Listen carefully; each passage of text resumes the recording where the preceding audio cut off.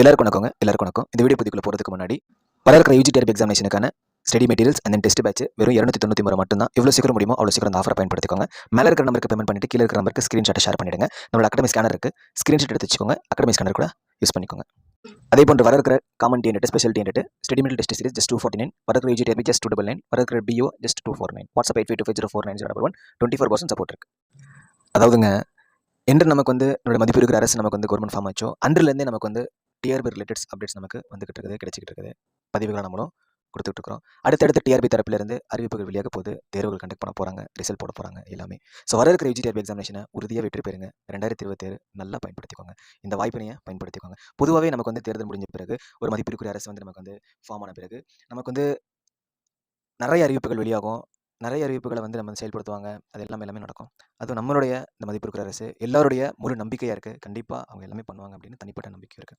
அப்படிங்கிறப்போ அவர்கள் அதை வந்து செயல்படுத்தும் போது அதை நம்ம பயன்படுத்திக்கணும்ல, அந்த வாய்ப்பினை பயன்படுத்திக்கணும்ல, அதனால் பயன்படுத்திக்கோங்க. 2026 நமக்கான வருடம். ஒன்றும் இல்லைங்க, ஒரே ஒரு தேர்வு தான். யூஜி தேர்வை பொறுத்த வரைக்கும் ஒரே ஒரு தேர்வு தான். உட்காந்து படிச்சிங்க அப்படின்னா நீட்டாக பாஸ் பண்ணலாம். இது வரைக்கும் படித்தேன் படிக்கலை அதெல்லாம் விடுங்க. இன்று முதல் படிக்க ஆரம்பிங்க. ஒரு அஸ் பிரதர் சிஸ்டருக்கு சொல்வது போல ஒரே ஒரு விஷயம் தான். யூஜி டிஆர்பி பொறுத்த வரைக்கும் தயவு செய்து ஒரே மெட்டீரியல் வச்சுக்கிட்டு இதுலேருந்து கேள்வி வருமா அப்படின்னு எதிர்பார்க்க வேண்டாம். மினிமம் மெட்டீரியல் பொறுத்த வரைக்கும் ஒரு 3 to 4 மெட்டீரியலை வாங்கி போடுங்க, படிங்க. டெஸ்ட் சீரிஸ் பொறுத்த வரைக்கும் கையில் ஒரு 5 to 6 டெஸ்ட் சீரிஸ் போட்டுக்கிட்டே இருக்கணும். ஏன்னா இப்போ காம்படிஷன் அப்படிங்கிறதெல்லாம் தாண்டி நம்ம ரெடியாக இருக்கணுங்க. நம்ம வந்து என்றுமே ரெடியாக இருந்தோம் அப்படின்னா காம்படிஷனை பற்றி கவலைப்பட தேவையே கிடையாது. ஒரே ஒரு தேர்வு தான். நீட்டாக வரோமா, எக்ஸாம் ஹால் போகிறோமா, படித்ததை எழுதுகிறோமா, பாஸ் பண்ணுறோமா, போஸ்டிங் போகிறோமா, அவ்வளவுதான்.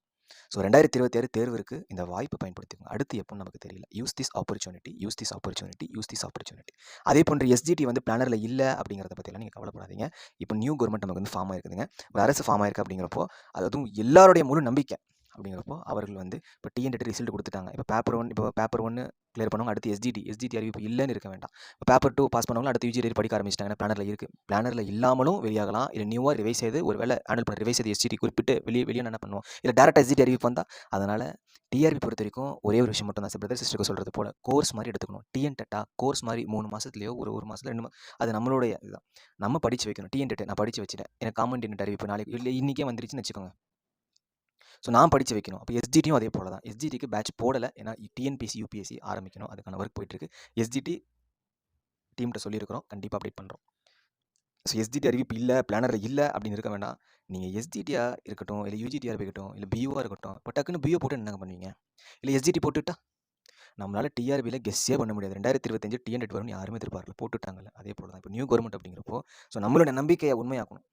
ஸோ அப்படி அவங்க எக்ஸிக்யூட் பண்ண ஆரம்பிச்சிட்டாங்க அப்படின்னா, அறிவிப்புகள் அடுத்தடுத்து வெளியிட்டாங்க அப்படின்னா அந்த வாய்ப்பினை பயன்படுத்திக்கணும். அதற்கு நம்ம வந்து குவாலிஃபைடாக இருக்கணும். அதற்கு நம்ம ப்ரிப்பரேஷன் பண்ணி வைக்கணும். அவ்வளவுதாங்க. என்ன நம்ம எக்ஸாமுக்கு ரெடியாக இருக்கணும், அவ்வளோதான். அறிவிப்பு வந்த உடனே படிப்பேன் அப்படிங்கிற மட்டும் தயவு செய்து டிஆர்பி ஃபீல்டில் வேணாம். இப்போ லாஸ்ட் டைம் ஒருத்தங்க பிஜி டெரி நமக்கு தெரிஞ்சவங்க பிஜி டெரி படிச்சுட்டு இருந்தாங்க. அறிவிப்பு இல்லை தான், அறிவிப்பு வந்தோடனே படிக்கலாம் அப்படிலாம் கிடையாது. படித்து வைக்கணும், அவ்வளோதான். படிச்சுக்கிட்டே இருக்கணும். லாஸ்ட் இயர் எங்களுக்கு தெரிஞ்சு படிச்சிருந்தாங்க. இந்த வருஷம் போஸ்டிங்கில் இருக்காங்க. அவ்வளவுதாங்க. சிம்பிள் டிஆர்பி லைஃப் இவ்வளோ தான்.